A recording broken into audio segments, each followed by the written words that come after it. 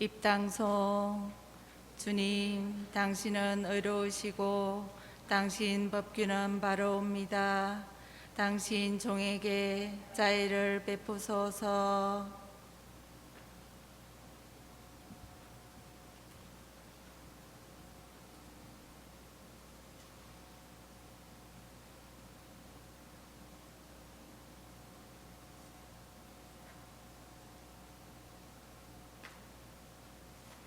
성부와 성자와 성령의 이름으로. 아멘. 우리 주 예수 그리스도의 은총과 하느님의 사랑과 성령의 친교가 여러분 모두와 함께 또한 사제의 영과 함께 오늘 거룩한 미사를 봉헌하면서 함께 모여서 미사를 봉헌하지 못하는 우리 신자분들을 위해서도 하느님께 기도해야 되겠습니다. 또한 코로나19 사태가 빨리 종식이 되고 우리가 자유롭게 하느님 안에서 머물 수 있도록, 또 우리들의 삶을 활기차게 살아갈 수 있도록 은총을 청하면서, 그리고 이 시간이 헛된 시간이 아니라 우리들의 내면을 더 깊이 들여다볼 수 있도록, 그리고 이제 주어지는 삶을 새롭게 살아갈 수 있도록 하느님께 은총을 청하면서 이 거룩한 미사를 봉헌하도록 하겠습니다. 형제 자매 여러분, 구원의 신비를 합당하게 거행하기 위하여 우리 죄를 반성합시다.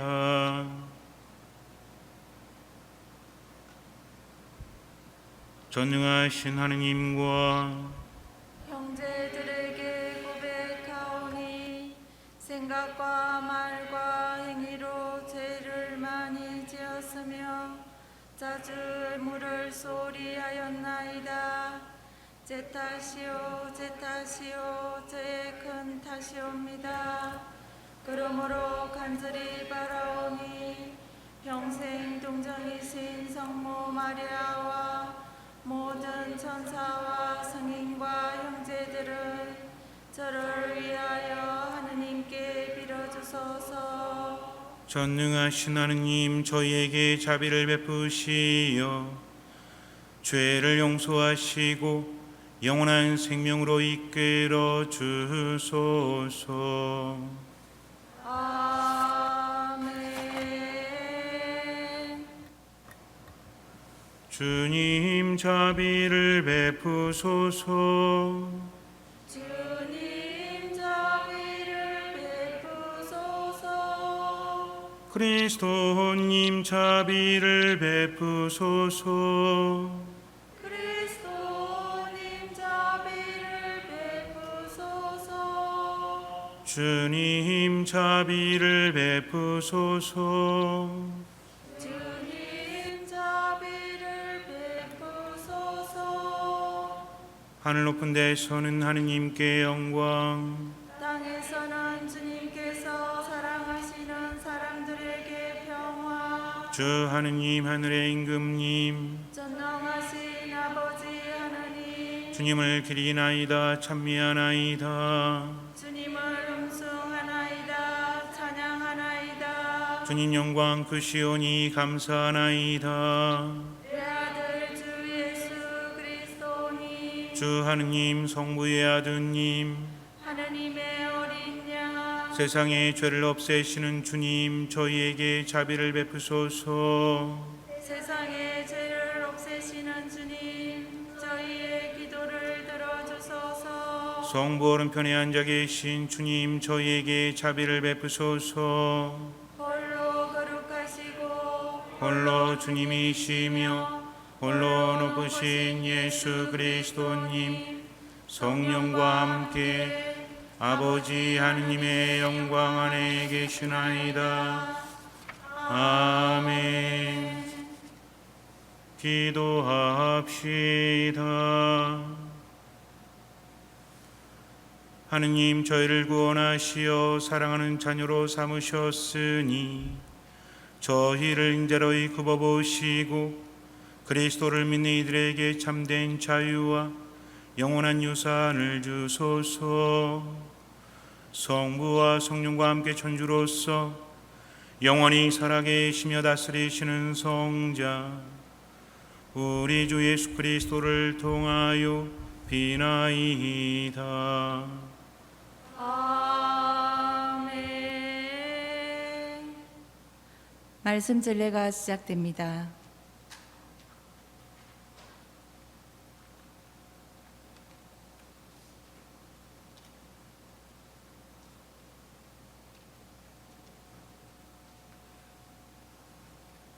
에제키엘 예언서의 말씀입니다.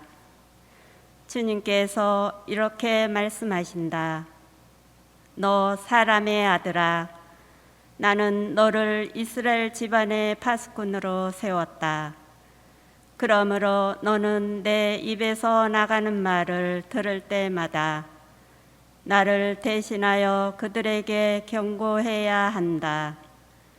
가령 내가 악인에게 악인아 너는 반드시 죽어야 한다고 할 때 내가 악인에게 그 악한 길을 버리도록 경고하는 말을 하지 않으면 그 악인은 자기 죄 때문에 죽겠지만 그가 죽은 책임은 너에게 묻겠다. 그러나 내가 그에게 자기 길에서 돌아서라고 경고하였는데도 그가 자기 길에서 돌아서지 않으면 그는 자기 죄 때문에 죽고 너는 목숨을 보존할 것이다. 주님의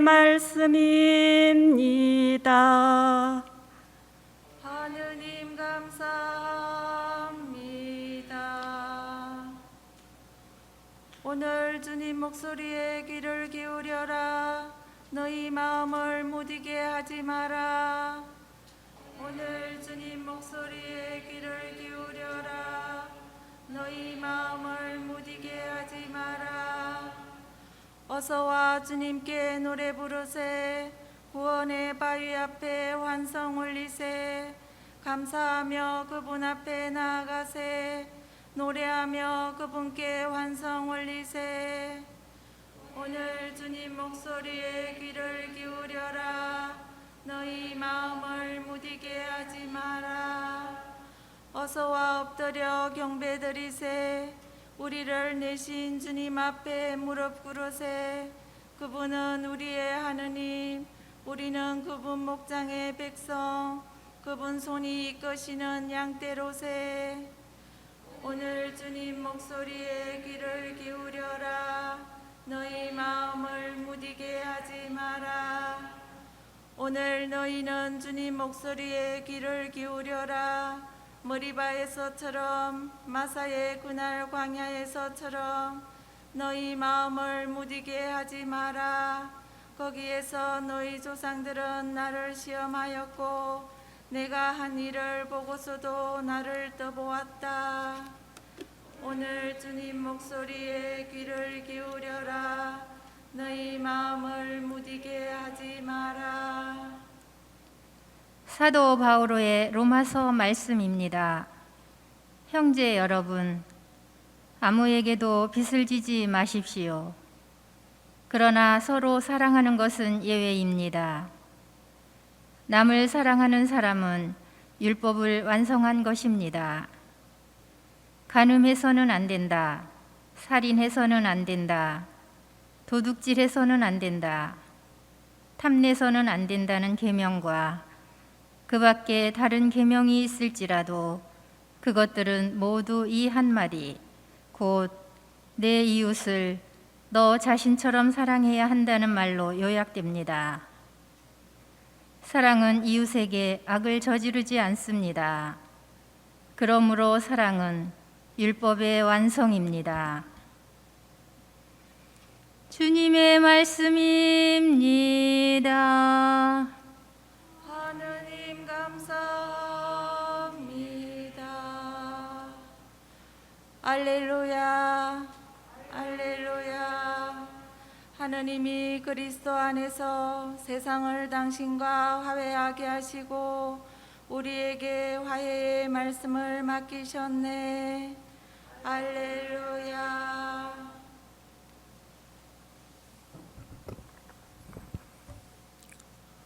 주님께서 여러분과 함께 또한 사제의 영과 함께 마테오가 전한 거룩한 복음입니다. 주님 영광 받으소서. 그때 예수님께서 제자들에게 말씀하셨다. 내 형제가 너에게 죄를 짓거든 가서 단둘이 만나 그를 타일러라. 그가 내 말을 들으면 내가 그 형제를 얻은 것이다. 그러나 그가 내 말을 듣지 않거든 한 사람이나 두 사람을 더 데리고 가거라.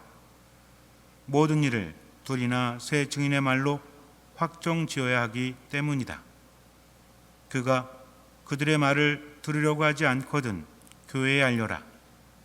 교회의 말도 들으려고 하지 않거든 그를 다른 민족 사람이나 세리처럼 여겨라. 내가 진실로 너희에게 말한다. 너희가 무엇이든지 땅에서 매면 하늘에서도 매일 것이고 너희가 무엇이든지 땅에서 풀면 하늘에서도 풀릴 것이다. 내가 또 진실로 너희에게 말한다. 너희 가운데 두 사람이 이 땅에서 마음을 모아 무엇이든 청하면 하늘에 계신 내 아버지께서 이루어 주실 것이다. 두 사람이나 세 사람이라도 내 이름으로 모인 곳에는 나도 함께 있기 때문이다. 주님의 말씀입니다.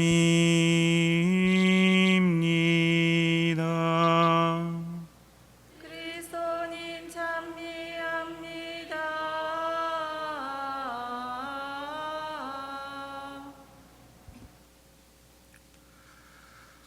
프랑스 파리 근교에 한 집이 있었습니다.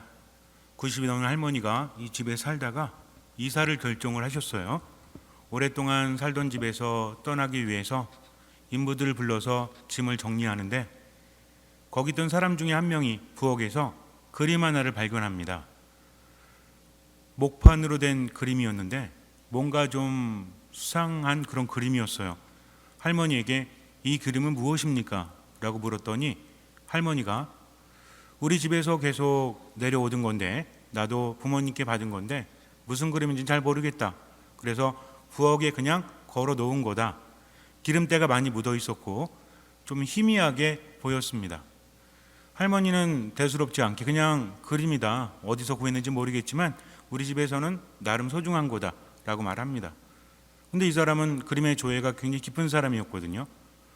아무래도 이상하니까 이거를 좀 그림 전문가들에게 감정을 의뢰해 보는 것이 낫지 않겠습니까?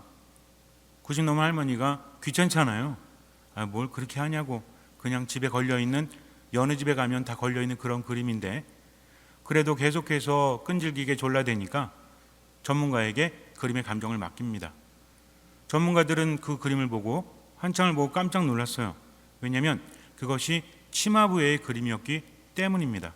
1280년 정도에 그려진 그림인데 나무판에다가 그린 그림인데 가로가 20cm 정도, 세로가 22cm 정도, 큰 그림은 아니죠. 거기에는 어떤 그림이 있었냐면 예수님께서 사람들에게 둘러싸여서 조롱당하시는 그런 그림이었습니다. 난리가 났어요. 전문가들은.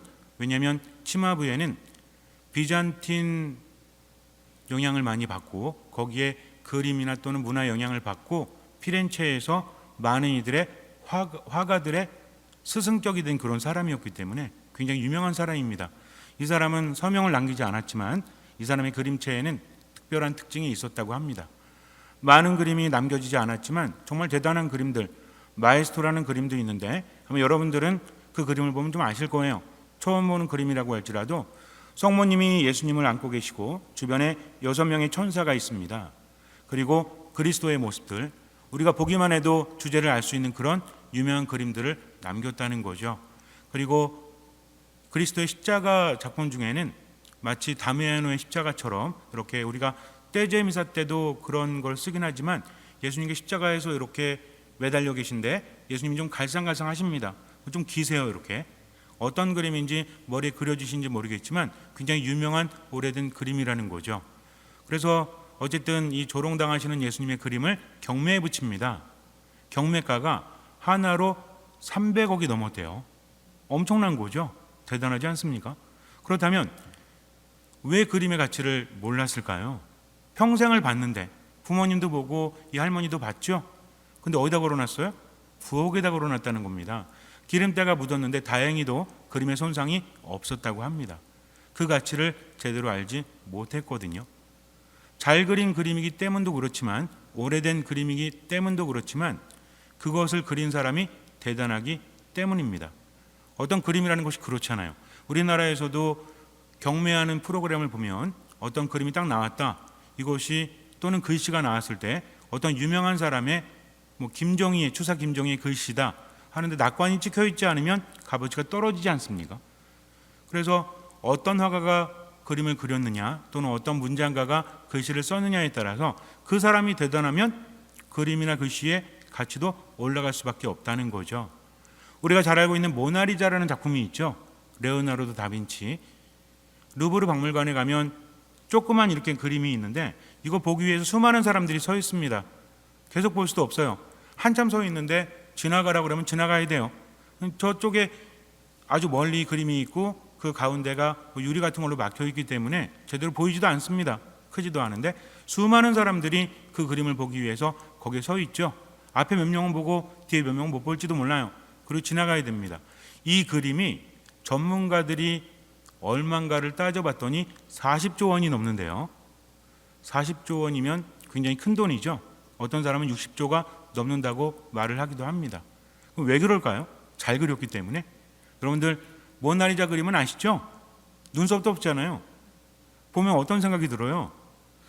저 그림이 뭐가 대단하다고. 물론 잘 그린 것 같긴 하지만 그 깊은 가치를 우리가 느끼긴 쉽지가 않아요. 근데 왜 가치가 있습니까? 레오나르도 다빈치의 작품이기 때문에 그래요. 물론 그 그림이 어떤 것을 의미하고 시대적으로 어떤 기법이 들어가고 이런 설명도 있지만, 그러나 어떻습니까? 정말 그 그림의 가치는 레오나르도 다빈치가 그리지 않았다면 그 가치는 그렇게 크지 않을 겁니다. 모나리자만 그렸기 때문이 아니라 정말 대단한 사람이었기 때문에 그렇죠. 건축가요, 의학도 연구했죠. 그리고 조각도 하지 않았습니까? 정말 유명한 사람이라는 거죠.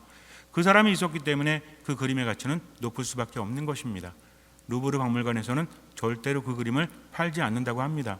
세계의 수많은 사람들이 매일매일 보러 오기 때문에 그렇죠. 인도에서 어떤 부자가 집이 굉장히 많았어요. 어떤 큰 집을 내놓기로 합니다. 자기가 살지도 않으니까, 유지비가 많이 드니까 전문가에게 이 집을 팔아주십시오. 내가 후하게 사례하겠습니다.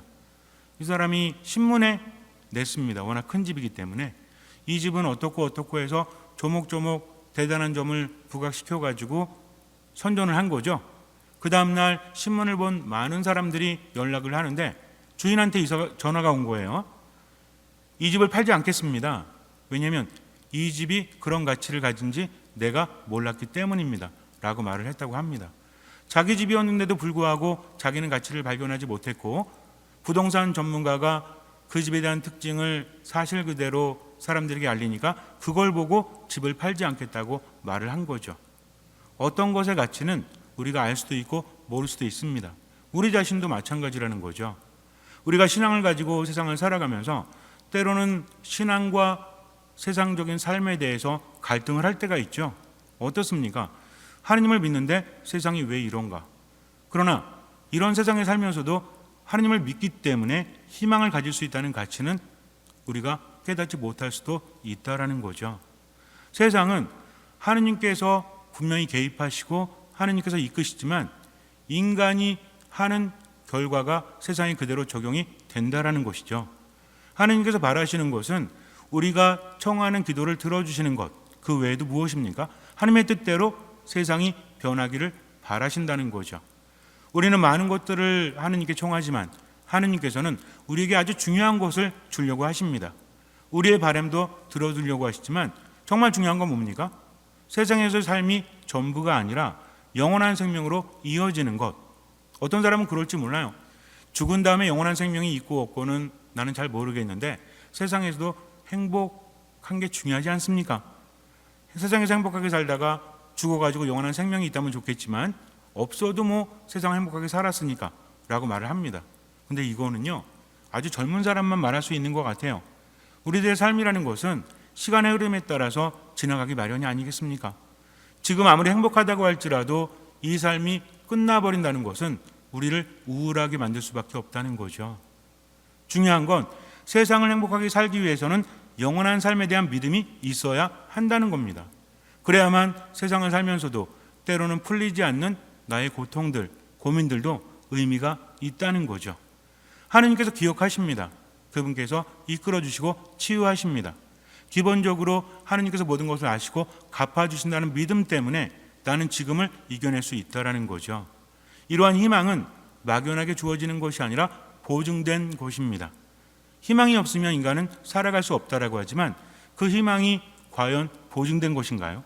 나는 할 수 있어, 너는 할 수 있어, 포기하지 마 라고 말하지만 포기하지 않는다고 해서 성공할 수 있다라고 누가 말할 수 있겠습니까?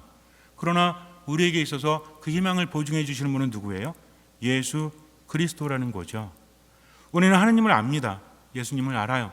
그렇기 때문에 그분과 함께 살아가는 것이 진정한 믿음이라는 거죠. 믿음이 있다면 기적은 일어나요. 그런데 이런 믿음이 특별한 것, 어떤 사람만 가질 수 있는 것 이렇게 여기지만 믿음이라는 것은 하느님과 함께 살아가면서 생겨날 수밖에 없다라는 거죠. 믿음은 들으면서 온다고 했죠. 그리스도의 말씀을 자꾸만 듣다 보니까 내 안에 믿음이 생깁니다. 그렇다면 그런 믿음은 무엇입니까? 라고 물어볼 수 있죠. 내가 열심히 신앙생활했는데 믿음이 있다면 뭐가 변하는 거죠? 라고 우리는 질문할 수 있어요. 믿음을 가지면 뭐가 변하죠? 구체적으로 영적인 변화도 있지만 눈에 보이지 않는 마음의 변화가 있지 않습니까? 기도하지 않는 사람, 하느님과 함께 살아가지 않는 사람은 마음이 무뎌진다고 합니다. 이 무뎌진 마음 속에 믿음이 생겨날 때 마음이 어떻게 돼요?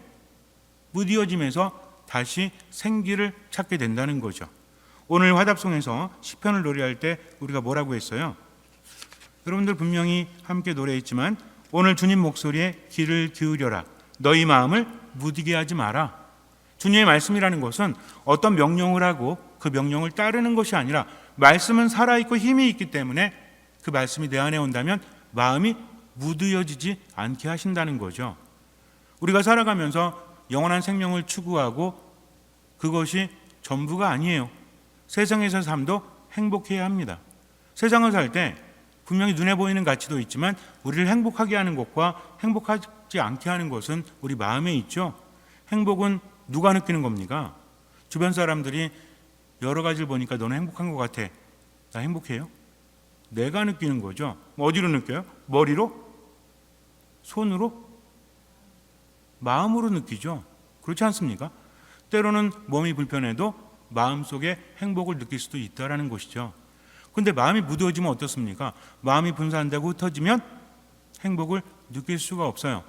마음이 언제 분산되죠? 언제 무뎌지죠? 상처받았을 때, 걱정거리가 많을 때, 부정적인 정서들이 나를 휘감을 때 견뎌내지 못합니다. 겉으로는 멀쩡해도 마음이 무뎌지거나 마음이 흩어지거나 마음이 무너져 버리면 나만 느끼는 증세들이 있다는 거죠. 사람들 앞에 나서질 못해요. 불안합니다. 두렵습니다. 화가 납니다. 짜증납니다. 슬퍼집니다. 이런 것들은 눈에 보이는 것이 아닌 보이지 않는 마음이 무뎌졌기 때문에 그래요. 마음이 무너졌기 때문에 그래요. 세상을 살면서 그럴 수밖에 없죠. 우리는 사람들과의 관계 속에서 또는 세상을 살아가면서 마음의 힘을 얻는 경우가 더 많습니까? 마음의 상처를 얻는 경우가 더 많습니까? 물론 힘이 많은 분도 계시겠지만 대부분은 상처를 많이 받게 마련이죠. 나와 다르기 때문에 나는 그것을 상처로 받아들이지만 표현도 제대로 할 수 없죠. 어릴 때는 엄마 아빠한테 얘기하면 되잖아요. 또 어릴 때는 친구들에게 얘기하면 되죠. 요즘에 그래요? 나이 30, 40, 50, 60 넘었는데도 엄마 아빠한테 얘기하고 친구들과 나눕니까? 그렇지 않다는 겁니다.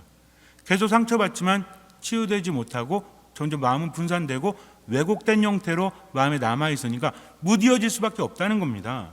마음은 상처받기 때문에 무뎌지고 마음은 분산되기 때문에 무뎌지는 거죠. 그래서 행복을 느끼지 못하고 평화를 느끼지 못해요.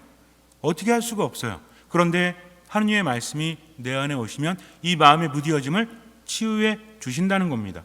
계속 들을 때 말씀은 살아있고 힘이 있다는 거죠. 아는 것만으로 충분하지 않아요. 우리가 모르기 때문에 믿음이 생겨나지 않는 건 아니기 때문에 그래요. 알면서도 지키지 못하죠. 그러나 그럴수록 어떻게 합니까? 더 들으려고 하는 거죠. 하느님의 말씀을 내 안에 받아들이고 그것이 인간의 말이 아니라 하느님의 말씀으로 자꾸만 받아들이게 되면 내 안의 가치는 높아질 수밖에 없습니다. 하느님께서 함께 하시기 때문이죠. 모나리자라는 작품이 바로 레오나르도 다빈치의 작품이기 때문에 대단한 것이 아니겠습니까? 우리도 마찬가지예요. 질그릇 같지만 우리 안에 보화가 담겨져 있기 때문에 그 보화는 무엇입니까? 예수 그리스도 그분의 말씀이라는 거죠. 하느님께서 우리를 사랑하시고 우리에게 은총을 주시기 때문에 나는 희망을 가지고 살아갈 수 있다는 것, 이런 믿음이 지금을 바꾸어 놓는다는 거죠. 인간적으로 희망을 갖고 살아갈 수도 있지만 이런 희망은 한계가 있습니다. 그러나 하느님께로부터 오는 희망, 예수 그리스도를 통해서 보증된 희망은 한계가 없다는 거죠. 그래서 그분을 믿고 나는 살아갈 수 있습니다. 천주교 신자로서 살아가면서 그런 무디어진 마음에 말씀이 내리고 이 마음을 모아 하느님께 청하면 하느님께서 들어주신다고 예수님은 말씀하십니다. 오늘 복음에서 말씀하시죠. 뭐라고 하세요? 너희 가운데 두 사람이 이 땅에서 마음을 모아 무엇이든 청하면 하늘에 계신 내 아버지께서 이루어 주실 것이다. 두 사람이나 세 사람이라도 내 이름으로 모인 곳에는 나도 함께 있기 때문이다. 두 사람이나 세 사람이 모여서 기도하기 때문이 아니라 누구의 이름으로? 예수 그리스도의 이름으로 모였기 때문에 거기에 누가 함께 하신다? 예수님께서 함께 하시죠. 그리고 그들이 무엇을 모아서? 마음을 모아서 하느님께 청하면 하느님께서 들어주신다고 합니다. 그럼 우리는 이제 둘이나 셋 모여가지고 하느님께 간절히 청하면 들어주시나요? 뭘 모아야 돼요? 마음을 모아야 되죠. 근데 이 마음이 무디어졌어. 어떤 사람은 분노로 무디어지고 어떤 사람은 슬픔으로 무디어지고 어떤 사람은 뭐 짜증, 미움 이런 걸로 무디어졌다면 모아도 무슨 의미가 있습니까? 그분의 이름으로 모이지 않았다는 거죠. 누군가의 이름을 건다는 것은 어떤 의미예요? 누구의 이름을 건다는 것은 그분을 따르겠다는 얘기입니다. 우리도 그렇잖아요. 뭐 정당이라든지 어떤 단체라든지 이럴 때 사람들은 각자 다양하지만 어떤 한 가지 목적으로 모여서 뭘 정합니까? 이름을 정하죠. 요새도 우리나라 정당들은 이름이 맨날 바뀌어가지고 좀 헷갈리긴 하지만 우리도 친목회도 이름이 있죠. 그냥 친목회 그래요? 좀 큰 데는 친목회 이름을 정하지 않습니까? 이름을 왜 정하죠? 그럼 어떤 이름을 정해요? 삼룡이? 뭐 지나가는 개 보고 이름 짓습니까? 자기들의 뜻과 의미를 모아서 이름을 짓는다는 겁니다. 그래서 이름이라는 것은 그 단체가 어떤 곳인지 우리에게 알려주고 있다는 거죠. 예수님의 이름으로 모였다는 건 뭡니까? 그분을 따르겠다는 거죠. 그분의 말씀을 듣고 그 말씀대로 살아가겠다는 기본적인 전제가 있는 거예요. 그러면 그분을 따르는 사람들은 말씀을 듣기 때문에 이 말씀이 내 안에 와서 무디어진 마음을 치유합니다. 때로는 분노, 미움, 짜증, 부정적인 정서들로 인해서 상처받은 내 마음을 치유하고 독이 사라지는 거죠. 이런 마음이 모였을 때 그때 예수님께서는 그 마음 위에 그림을 그리시는 화가랑 비슷해요. 우리들의 마음은 보잘것없지만 그러나 그럼에도 불구하고 듣는 마음으로 마음이 모이게 되면 이 마음 위에 그림을 그리시면 그 그림의 가치는 엄청나죠. 왜? 예수님께서 그리셨기 때문입니다. 중요한 건 뭐냐면 우리들의 마음이 묻은 것을 인정하고 이 묻은 마음이 치유될 수 있도록 예수님께서 함께 하실 수 있도록 어떤 마음으로? 듣는 마음으로 그분 안에 모인다는 겁니다. 그분의 말씀을 들을 때 우리는 어떻습니까? 예수님의 말씀의 정점에 뭐가 있어요? 사랑하라는 거죠. 원수마저 사랑하라는 겁니다. 근데 이게 가장 어렵죠. 왜 어려울까요? 능력이 없기 때문에. 인간의 능력으로 가능한 사람이 있어요? 그렇지 않습니다. 우리가 믿는 것은 하나죠. 우리에게는 불가능하지만 하느님께는 가능하기 때문에 듣는 겁니다. 그러다 보면 내가 하는 것이 아니라 그리스도께서 내 안에서 하신다는 거죠. 생각이 바뀝니다. 느낌이 바뀌어요. 인생이 바뀔 수밖에 없죠. 이게 믿음이에요. 믿음이라는 것은 내 생각과 다르다고 할지라도 온전히 믿고 듣는 겁니다. 그리고 기다린다는 거죠. 이끌어 주실 때까지. 그러면 하느님께는 모든 것이 가능하기 때문에 나의 힘이 아니라 무엇의 힘으로? 믿음의 힘으로 말씀의 힘으로 변화되는 것입니다. 그래서 신앙이라는 것은 내가 하는 것이 아니라 하느님께 맡기는 거죠. 신앙적인 지혜가 쌓여갈수록 삶이 편할 수밖에 없어요. 하느님 따르려고 하는데 원수를 어떻게 사랑합니까? 나한테 못되게 구는 사람을 어떻게 용서합니까? 계속 당하고 살 수만은 없지 않습니까? 라고 하지만 예수님께서 언제 당하라고 하셨습니까? 분명히 오늘 복음에서 예수님께서 뭐라고 하십니까? 누가 죄를 지으면 가서 꾸짖어라. 그리고 듣지 않으면 어떻게 해라? 두세 사람 함께 가라. 증인들이 있어야 되니까. 그래도 듣지 않으면 어떻게 해라? 교회에 알려라. 교회의 말도 듣지 않으면 세리나 이방인처럼 여겨라 라고 말씀하십니다. 사랑이라는 건 그냥 무조건 그 사람이 잘못해도 받아들이는 게 아닙니다. 잘못되었다면 어떻게 해야 돼요? 지적질해야 돼요? 아니죠. 마음이 다르다는 겁니다.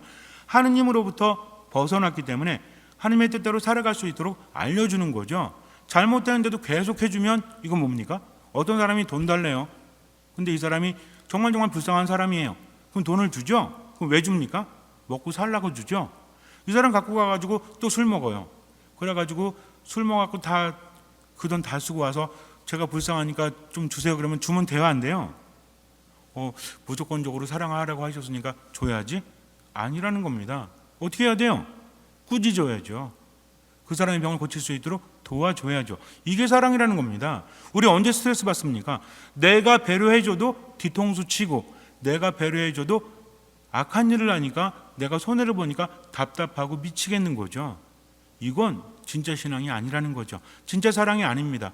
사랑이라는 것은 하느님 안에 머물고 선을 행할 수 있도록 내가 이끌어주는 것이 바로 사랑이라는 거죠. 멍청하게 당하면 돼요, 안 돼요? 안 된다는 거죠. 그래서 끊임없이 말씀드리잖아요. 신앙인은 어떤 사람이다? 머리는 차갑게, 머리는 뱀처럼, 가슴은 비둘기처럼. 이게 거꾸로 되니까 믿음 때문에 힘들어하지만 얼마나 명확합니까? 하느님의 말씀은 아주 명확하다는 거죠. 에제키엘서에서 말씀하셨잖아요. 악인이 하느님을 벗어나서 죄를 지으려고 할 때 꾸짖지 않으면, 돌아오라고 말하지 않으면 그 악인도 죽겠지만 너도 책임이 있다.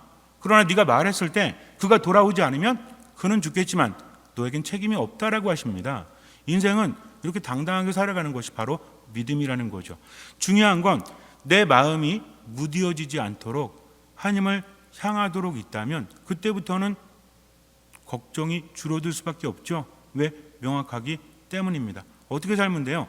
단순하게 그분의 뜻대로 할 수 있는 만큼만 최선을 다하고 나머지는 하나님께 맡기면 그때부터 그분께서 이끌어 주신다는 겁니다. 그래서 고민이 있거나 좀 신앙에 대해서 이게 정말 우리들의 삶과 좀 말이 안 되지 않나 라는 게 있을 때는 듣고 묻고 자꾸만 묵상하세요. 그냥 풀리지도 않는데 이거 뭔가라고 해봤자 아무것도 나지 않습니다. 오히려 하느님의 말씀은 살아있고 힘이 있다. 근데 여기에 대해서 뭔가 명확하지 않으면 어떻게 하면 돼요? 수녀님들께 물어보면 돼요. 신부님들께 물어보면 돼요. 그러라고 있는 분들이니까 혼자 고민하지 말고, 그래서 말씀은 듣고 묵상하는 것 중요하지만 때로는 의혹이 생겼을 때는 다시 한번 명확하게 배워갈 수 있는 기회로 삼는 것도 중요하다는 것입니다. 잠시 눈을 감으세요. 중요한 것은 우리들이 마음을 모아 청하면 하느님께서 들어주신다는 거죠. 우리가 대단하기 때문이 아닙니다. 바로 예수 그리스도의 이름으로 함께 모였기 때문에 그래요. 예수님께서는 우리와 함께 하시면서 당신의 값어치로 우리의 가치를 올려주십니다. 그러나 우리들의 모인 마음이 무디어지면 안 되죠. 어떻게 해야 됩니까? 자꾸만 그분의 말씀을 듣고 받아들여야 합니다. 그분의 말씀은 우리 안에서 치유를 일으키시고 우리에게 생기를 불어넣어 주십니다. 이 말씀을 듣고 우리가 살아갈 때 당당하게 되죠. 의욕은 풀릴 수밖에 없습니다. 신앙인은 답답하게 살라는 게 아닙니다. 명확하게 살라는 거죠. 사랑을 베풀 때에도 당당하게 베푸십시오. 무조건 당하는 것이 아닙니다. 그분의 말씀은 우리에게 지혜를 주죠. 그러니 말씀 안에 온전히 머무십시오. 생각보다는 묵상을 하면서 바로 지금을 주님과 함께 살아가십시오. 주님께서는 그 믿음을 보시고 우리 삶에 놀라운 기적을 일으켜 주실 것입니다. 아멘.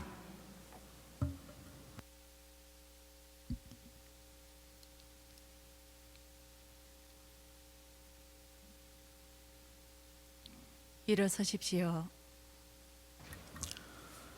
전능하신 천주 성부 천지의 창조주를 저는 믿나이다.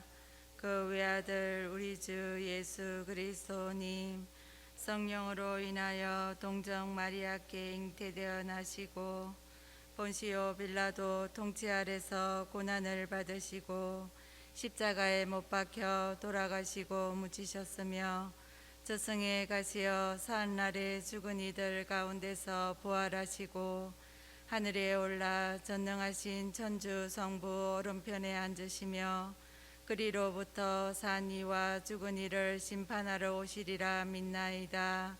성령을 믿으며 거룩하고 보편된 교회와 모든 성인의 동공을 믿으며 죄의 용서와 육신의 부활을 믿으며 영원한 삶을 믿나이다. 아멘.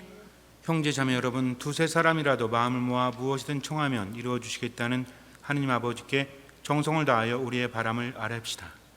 교회를 위하여 기도합시다.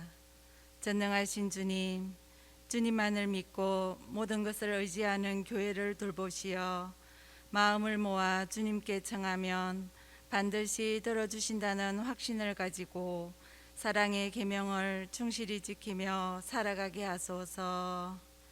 주님, 저희의 기도를 들어주소서. 세계 지도자들을 위하여 기도합시다. 자비하신 주님, 세계 지도자들에게 자연과 환경을 사랑하는 마음을 심어주시어 지구 자원을 함부로 다루지 않고 공정과 존중의 자세로 겸허히 함께 나눌 수 있게 하소서. 주님, 저희의 기도를 들어주소서. 코로나19 극복을 위하여 기도합시다. 사랑이신 주님, 코로나19 감염병 종식을 위해 모든 이가 깨어서 방역 규칙을 따르고 곳곳에서 고생하는 의료 관계자들의 건강과 감염자들의 회복을 위해 서로가 배려하며 이 시기를 잘 극복해 나갈 수 있도록 도와주소서. 저희의 기도를 들어주소서. 교구 공동체를 위하여 기도합시다. 인도자이신 주님, 저희 교구 공동체와 함께 하시어 유한한 지구 자원의 소중함을 깨닫고 보호할 수 있도록 저희 마음을 일깨워 주소서. 주님, 저희의 기도를 들어주소서. 인자하신 주님, 주님을 마음에 모시고 주님 뜻에 따라 살려고 힘쓰는 저희의 기도를 기꺼이 들어주소서. 우리 주 그리스도를 통하여 비나이다. 아멘.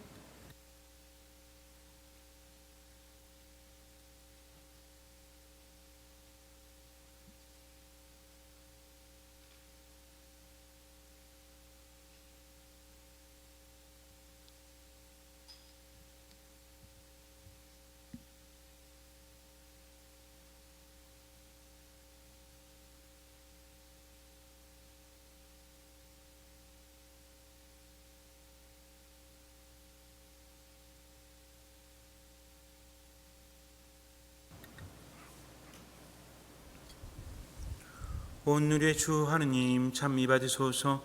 주님의 너그러우신 은혜로 저희가 땅을 거둔 이 빵을 주님께 바치오니 생명의 양식이 되게 하소서. 하느님 길이 찬미 받으소서.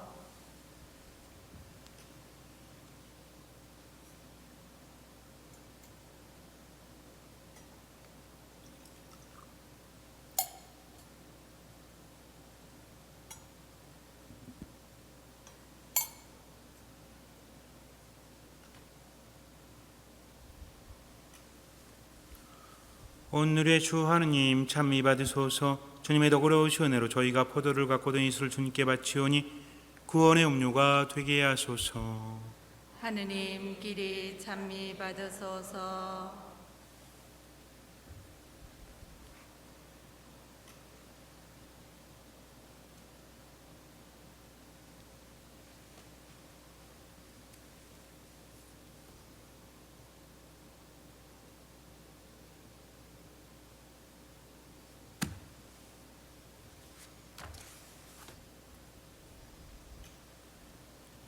형제 자매 여러분, 우리가 바치는 이 제사를 전능하신 하나님 아버지께서 기꺼이 받아주시도록 기도합시다.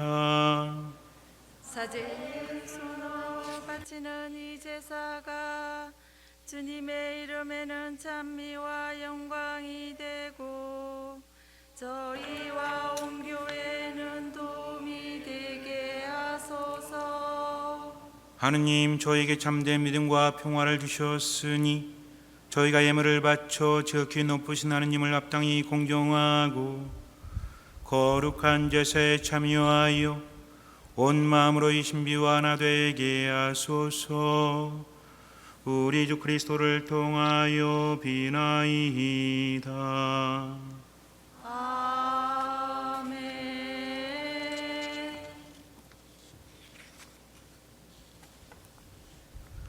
주님께서 여러분과 함께 또한 사제의 영과 함께 마음을 드높이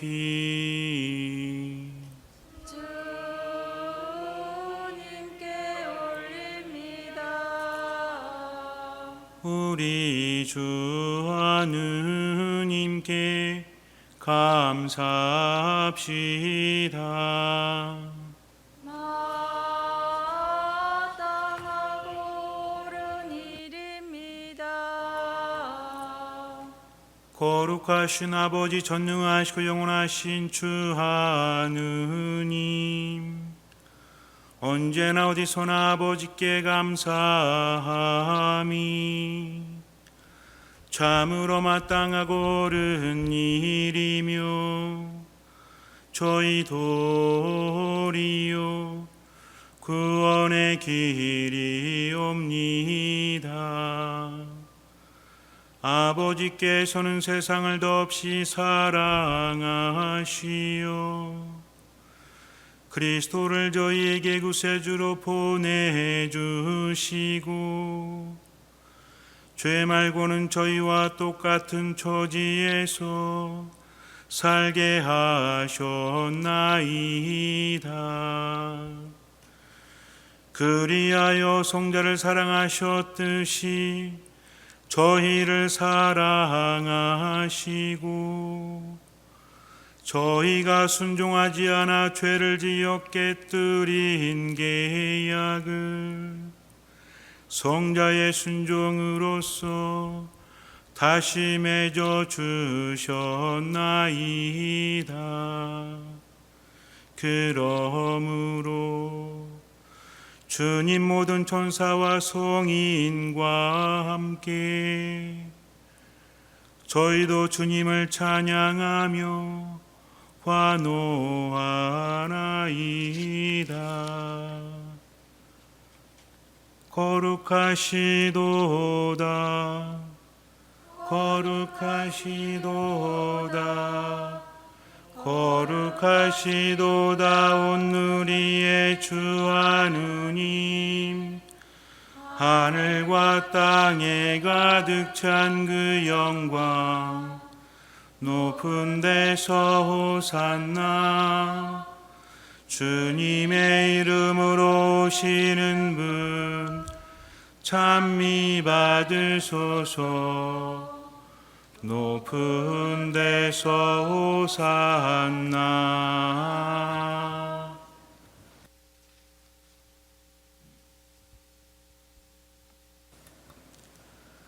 거룩하신 아버지, 아버지께서는 모든 거룩함의 셈이시옵니다.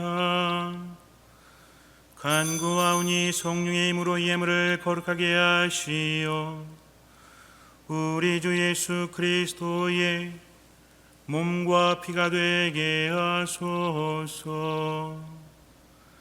스스로 원하신 순환이 다가오자 예수님께서는 빵을 들고 감사를 누리신 다음 쪼개어 제자들에게 주시며 말씀하셨나이다. 너희는 모두 이것을 받아 먹어라. 이는 너희를 위하여 내어줄 내 몸이다.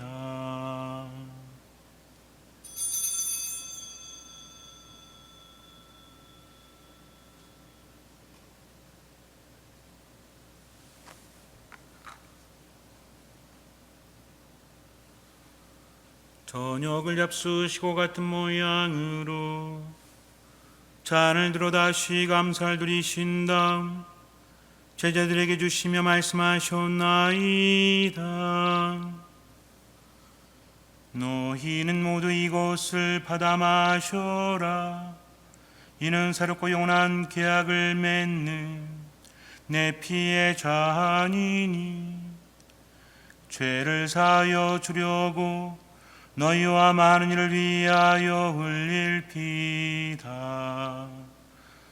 너희는 나를 기억하여 이를 행하여라.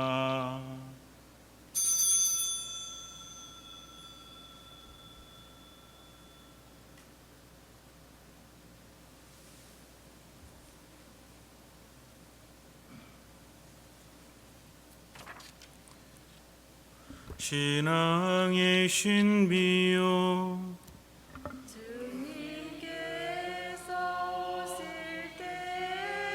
때까지 주님의 죽음을 전하며 부활을 선포하나이다.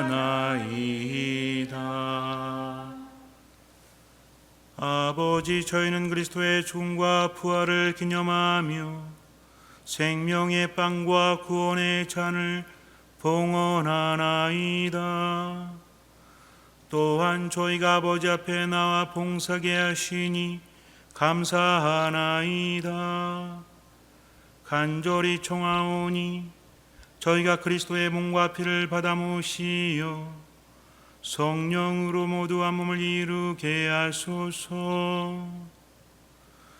주님, 온 세상에 널리 퍼져 있는 교회를 생각하시어 교황 프란치스코와 저희 중에 마티아와 리노와 요한과 모든 성직자와 더불어 사랑의 교회를 이루게 하소서. 부활의 희망 속에 고이 잠든 교우들과 세상을 떠난 다른 이들도 모두 생각하시어 그들이 주님의 빛나는 얼굴을 배웁게 하소서.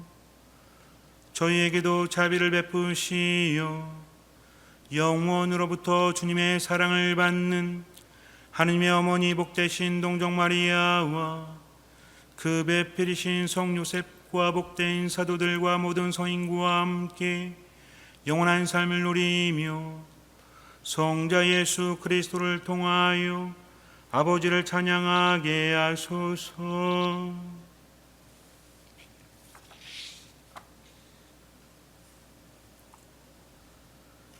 그리스도를 통하여 그리스도와 함께 그리스도 안에서 성령으로 하나 되어 전능하신 천주 성부 모든 영예와 영광을 영원히 받으소서.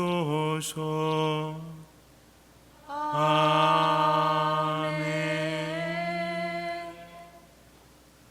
하느님의 자녀 되어 구세주의 분부대로 삼가 아래오니 하늘에 계신 우리 아버지의 이름이 거룩히 빛나시며 아버지의 나라가 오시며 아버지의 뜻이 하늘에서와 같이 땅에서도 이루어지소서. 오늘 저희에게 일용할 양식을 주시고 저희에게 잘못한 일을 저희가 용서하오니 저희 죄를 용서하시고 저희를 유혹에 빠지지 않게 하시고 악에서 구하소서. 주님 저희를 모든 악에서 구하시고 한평생 평화롭게 하소서. 주님의 자비로 저희를 언제나 죄에서 구원하시고 모든 시련에서 보호하시어 복된 희망을 품고 구세주 예수 그리스도의 재림을 기다리게 하소서. 주님께 나라와 권능과 영광이 영원히 있나이다. 주 예수 그리스도님 일찍이 사도들에게 말씀하시기를 너희에게 평화를 두고 가며 내 평화를 주노라 하셨으니 저희 죄를 헤아리지 마시고 교회의 믿음을 보시오.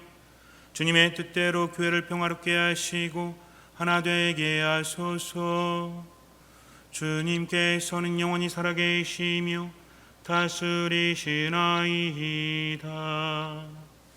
아멘. 주님의 평화가 항상 여러분과 함께 또한 사제의 영과 함께 평화의 인사를 나눕시다.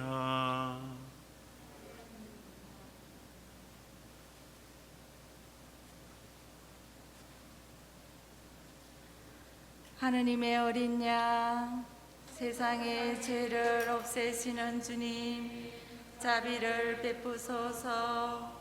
하느님의 어린 양, 세상의 죄를 없애시는 주님, 자비를 베푸소서.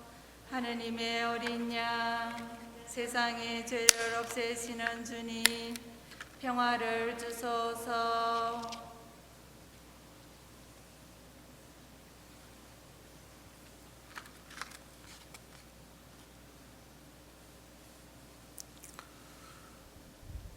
보라, 하느님의 어린 양, 세상의 죄를 없애시는 분이시니 이 성찬에 초대받은 이는 복되도다. 주님 제 안에 주님을 모시기에 합당치 않사오나 한 말씀만 하소서.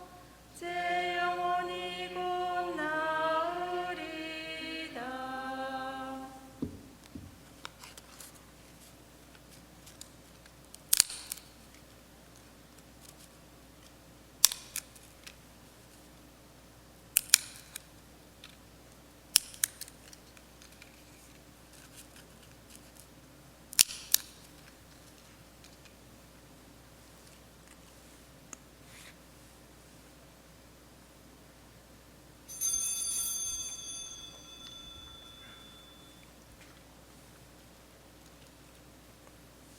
그리스도의 몸, 아멘.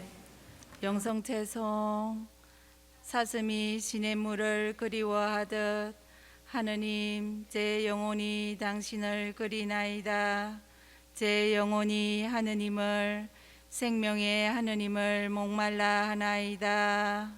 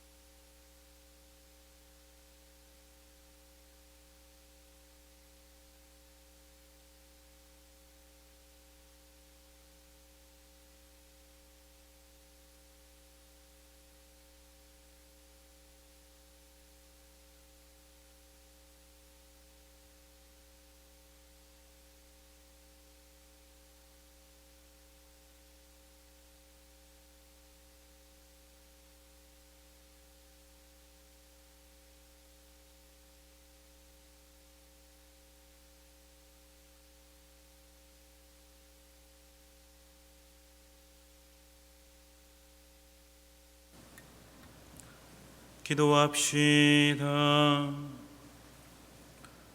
주님, 이들을 생명의 말씀과 천상 성사로 기르시고 새롭게 하시니 사랑하시는 성자의 크신 은혜로 저희가 영원한 생명을 누리게 하소서. 성자께서는 영원히 살아계시며 다스리시나이다. 아멘. 주님께서 여러분과 함께 또한 사제의 영과 함께 사람의 모든 이해를 뛰어넘는 평화를 주시는 하느님께서는 하느님과 성자 우리 주 예수 그리스도의 지식과 사랑으로 이 교우들의 마음과 지성을 밝혀주소서. 아멘. 전능하신 천주 성부와 성자와 성령께서는 여기 모인 모든 이에 강복하시어 길이 머물게 하소서. 아멘. 미사가 끝났으니 가서 복음을 전합시다.